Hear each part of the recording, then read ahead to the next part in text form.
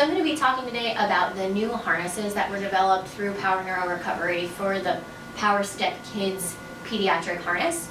So this has been an evolutionary process. We started using harnesses that look like this. They're very heavy and bulky. As you can see, a lot of the straps are very wide, and if I have a pediatric patient, that can really interfere with getting good alignment and kinematics. So over time, we have developed this harness system.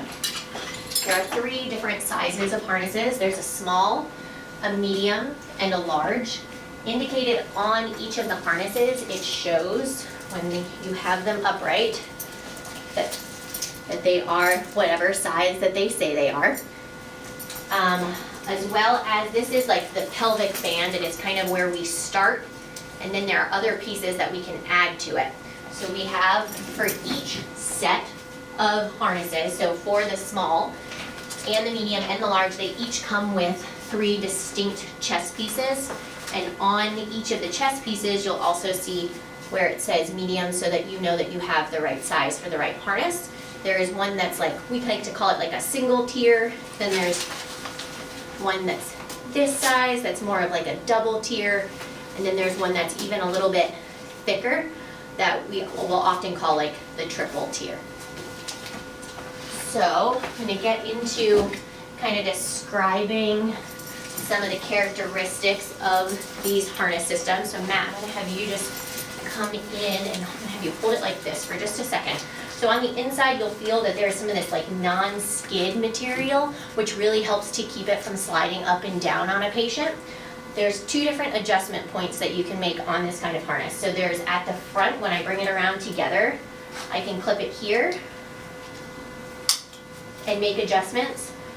Ideally, for positioning, I want these straps, this is where my hands go when they're on the patient, I really want them to be lateral on their pelvis. So I can also make adjustments here at the back where I might have to extend this out a little bit, and now that might be the appropriate size for my patient, where this is now laterally on their pelvis. If you get to a point where you're really having to extend this strap out and it's really, there's a lot of gapping here, you might want to contemplate moving up to the large harness rather than staying in this medium size one, okay?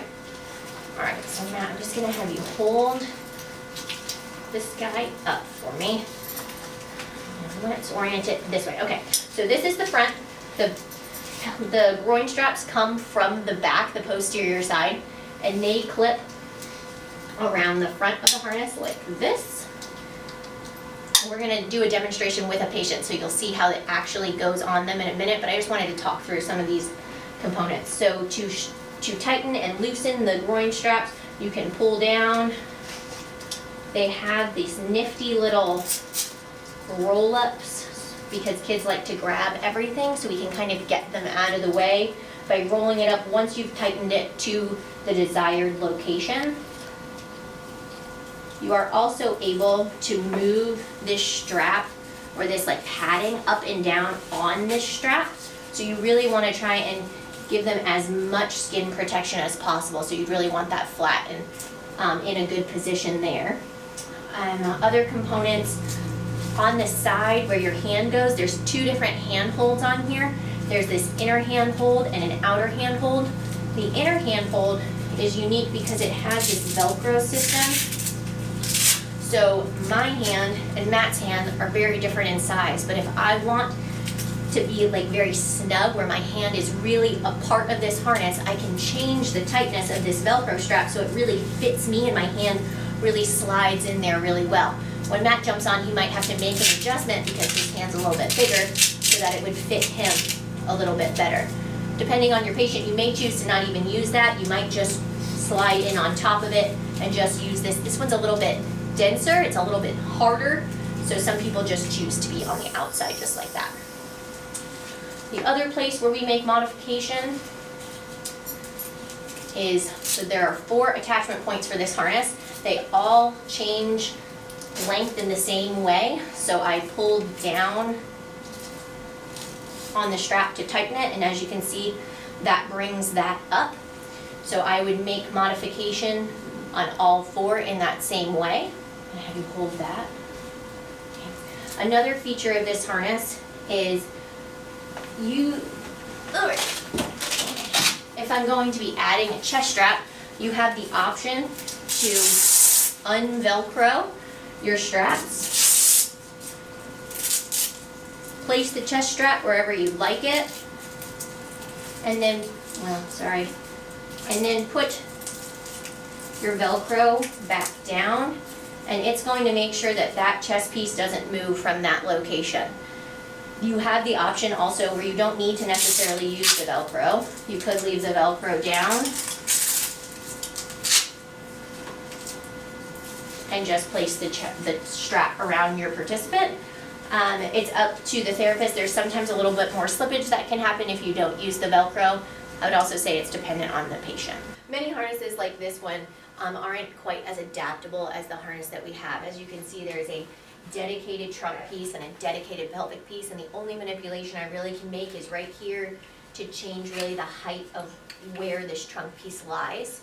So what we'd like to show, okay, is how with this one, if you have someone who has very good trunk control, you may choose to just use the pelvic band, and then there's like these set of suspenders that would be there that helps with body weight support. If you have someone who needs more support at their trunk though, so their trunk control is more impaired, you would choose to use one of the chest pieces that we had talked about before. And that decision is, again, very patient dependent. So I can change the height of this. It might be that somebody needs support really low at their low abdominals, or it could be that they need support all the way up to, more their axilla height. So the decision to use a chest piece is very patient dependent and kind of what your goals are for the patient. And you don't just have to use one, so I might choose to use this one and this one.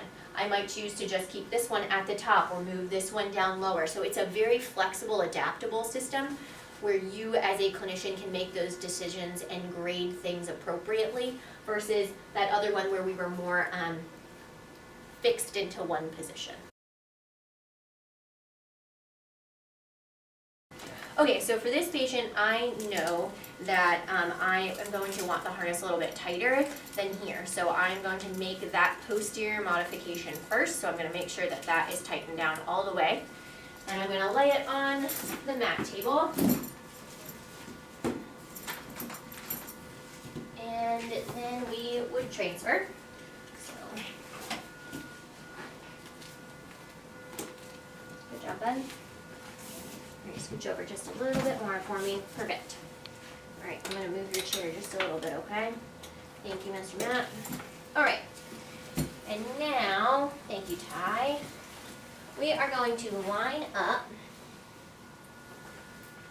All right, can you bridge for me? Ready? 1, 2, 3. So what I'm looking for is for the harness to sit just inferior to his ASISs. So if I palpate right here, I want the harness to fall right below that bone. That way when it's nice and tight, if it slides up at all, it kind of has somewhere to catch.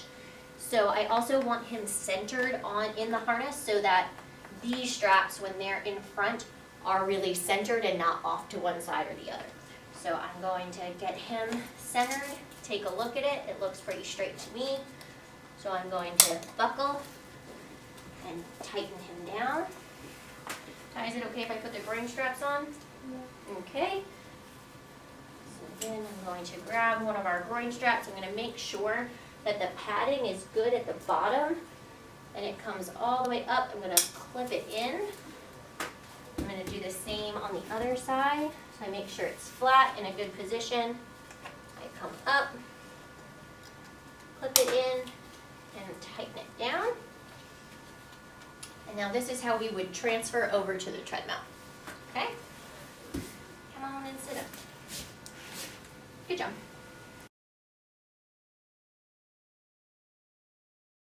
So now I'm going to hook him up into the body weight support system utilizing the harness.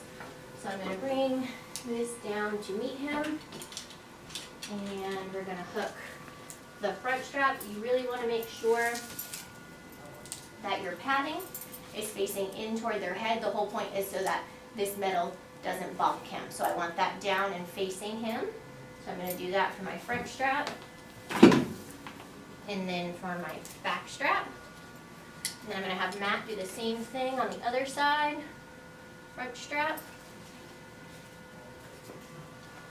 And then back strap. Okay. All right, Matt, I'm gonna have you grab both legs. We're gonna come into standing. Ty, are you ready to stand? Yes. Yeah, Brandon, you good? Mm-hmm. All right, here we go. Count of 3. 1, 2, 3. Go ahead and stand. Perfect. So now I can make the modifications to the harness as needed that Ty would need. So from here, I would be able, sorry Ty, I'm gonna make it kind of crazy for a second. Okay, so if it's uneven here, I would be able to tighten my strap, and then I'm gonna roll this up and tuck it to get it out of the way. Same thing here, I can make my adjustment and tighten in all locations until I get it where I want it.